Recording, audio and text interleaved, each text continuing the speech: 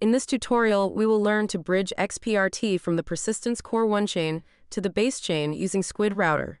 To get started, visit app.squidrouter.com. Before connecting our wallet, we want to adjust the assets that we will swap on the bridge.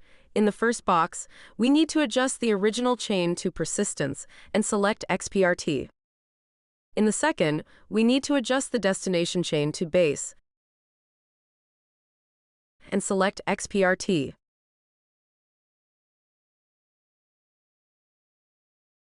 Now that we've set up Squid Router to swap XPRT from the Persistence Core 1 chain to base, let's connect the required wallets to initiate the transaction.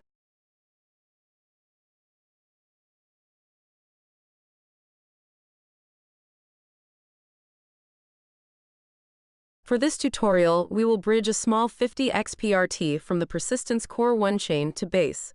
Input your desired amount of XPRT to be bridged. The dashboard will display the expected amount of XPRT to receive on base minus fees. If you're happy to go ahead with the bridging, hit Submit.